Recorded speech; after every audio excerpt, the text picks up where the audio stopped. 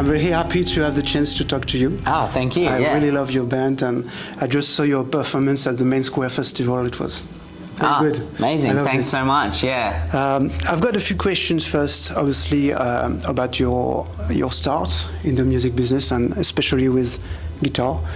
What was the first time you touched a guitar, and when it started for you, and did you play also the instruments? Or? Good question. I remember being like quite young, maybe 8 or 9 years old, and I wanted to play drums originally. Oh, okay. But I think like I lived in a small house, and I think my family was like, no, don't do that. So I used to just have like pots and pans, and just to practice. Just make a racket, and they were like, you know what, we're just gonna do. Why don't you do guitar? You know, it was like, but I ended up really loving it, and great. I think I started just playing like a nylon string acoustic. I'd never held an electric guitar. I don't think I got many people first. I think start like that, just a guitar lying around. Like I didn't like. My mum used to play piano when she was younger, but like there were no instruments in the house, so it was like that was the first thing in the house was just a nylon string, and so I would play around with that. And I see. And then I started, I guess when I got to high school, I started taking guitar more seriously and got an electric and did you use Guitar Pro, the software, when you were younger? Or?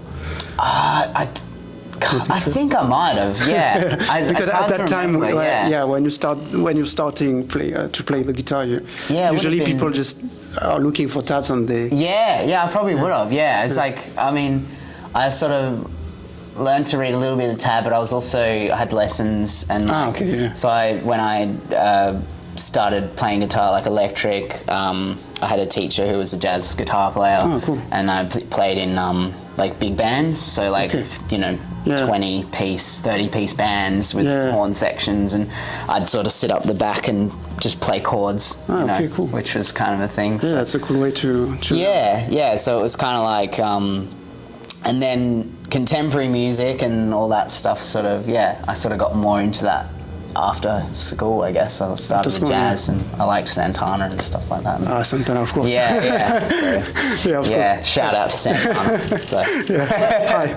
Hi from us. That's great. And when did you join the band? I mean, how did it start with the other guys? I guess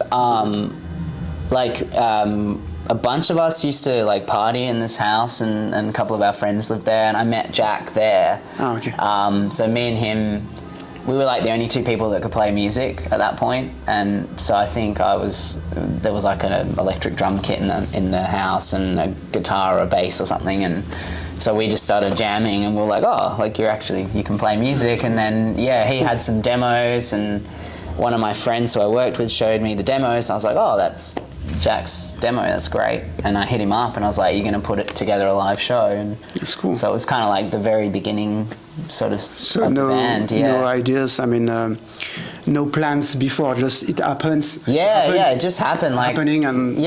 like I had another band, and Jack was playing bass in that as well, before we got Crumpets kind of going. But it was kind of just random, and Jack had played with Danny, the drummer, in bands before, and so he was like. It's a fun way just to get together and it was not professional at all. It was just like a spontaneous thing, and it sort of worked in a lot of ways. So, and I'd like to talk obviously about the music you make and the style, of course, the psychedelic.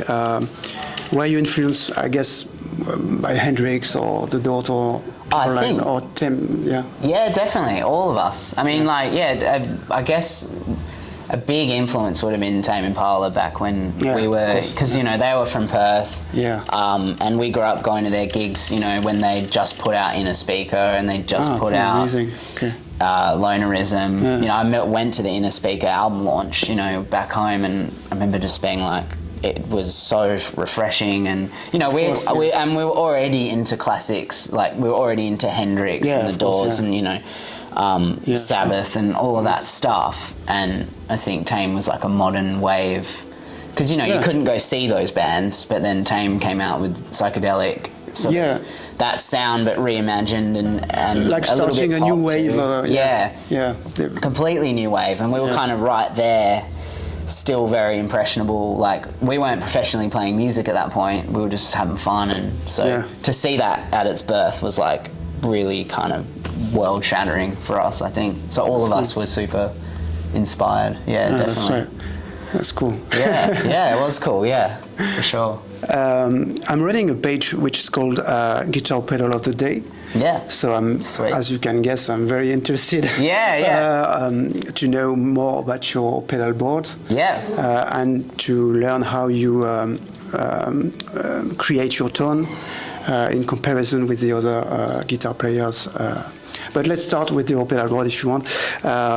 Sure. What is your favorite pedal on your pedal board, or I guess the first pedal maybe, because I heard a lot of fuzz. I think it's the fuzz pedal. Have you got one? The first, fuzz. Oh, fuzz. Sorry, I thought you meant first. I was like going to be like, it's a tuner. Boss TU3. The fuzz I've got is a Hoof Reaper Earthquaker fuzz. Yeah, so it's just kind of like sort of a big muff sort of sound, and then sort of like a old school sort of fuzz. And then it's got the octave switch in the middle. Okay. So it kind of gives you three options. Yeah, cool. And before that, I was using like this company called Fuzz Hugger. They made this pedal called the Algal Bloom, which was like a really cool take on a big muff.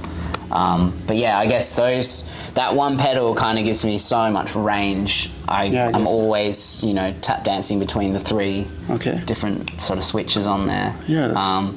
But you can kind of get, one side of it is very muffy and mid-rangey, and the other side is kind of buzzy. You can get that sort of a little bit more trebly buzz sort of thing to it, which is cool. Have you got a wah-wah pedal, I guess? Yeah. I've just got like a Crybaby. I couldn't fit a normal one on the board because I've run out. I've kept my pedal board the same size for many years to stop myself from having an unnecessary amount of especially pedals. When you're touring and... Yeah, and excess baggage now at the airport is just insane. And, I come back, I've got another pedal board now up on a table as well. So I have two pedal boards. And I remember going to the airport and everyone's looking at me and they're looking at the weight of the case and they're like, man, do you need all that? It's like, yeah, of course. It's the problem with pedals is as soon as you start buying them, it's like an addiction and you need more and more. Yeah. Are you like that, or do you stay focused on a few you like and you know how to use? Or I've definitely slowed down in what I switch in and out. I guess you kind of always... When you start out, you don't really know what you're looking for, and then the more I play shows, the more I sort of understand what I'm going to use more regularly. And I don't have like a massive amount at home. Most of them are on my board, so it's sort of like if I'm not using it, I'll usually sell it so I can buy something better or some other studio tool or something like that. And do you try new things sometimes on stage, or just when you're jamming, or you just pick up a pedal and insert it? Or? More at home, I think. That's like in the recording phases, I'll spend a lot more time swapping around, experimenting. But the library kind of is just like, that's it.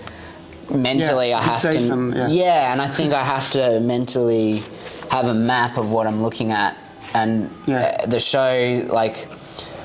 especially with crumpets, it's very like there's a lot of notes, there's a lot of stuff going on just with the guitar, so you kind of want your pedals to be exactly the same for a long time, so you can dial it all in and just mentally know which ones there are a lot of changes. Like I don't like to tap dance too much, so it's kind of like you sort of like, I want to get the parts down more than I want to like hit this one on and this one off, and, so when I had my older pedal board, on it I had a switcher, a MIDI switcher, but after a time I just got rid of it because you don't remember the switch, what does exactly does. I do have a switcher on there at the moment, but it's kind of, originally I bought it to program MIDI and do all the song by song switching, but I scrapped all that and I literally just have it. It's just like fuzz and delay, fuzz and this. And then everything else is on the outside of the circuit, so I can still manually put things on and off. That's a good idea. Yeah. Yeah, so. I think many guitarists now try to have simple pedal boards. Yeah, yeah. To go to the minimum to make it simple. Oh, definitely. I think when you're especially playing live or doing festivals or something, you kind of have to still engage with the audience, and the pedal board is a very easy way to get distracted. Yeah, you know, right. and you sort of you can hide behind it sometimes, but yeah, that's right. It's definitely like working out what's going to make the most impact with the least amount of work. You know, with your feet and everything like that. You mentioned your delay pedal. What is it? It's Strymon Volante. Strymon, okay. And that's probably my most useful thing I have on my board. Like a lot of the songs get kind of bridged together with it, and because it can, you can kind of freeze it. You can get that feedback going and stuff like that. I tend to have that as a priority on the board. It's like. It can do so much. Of course.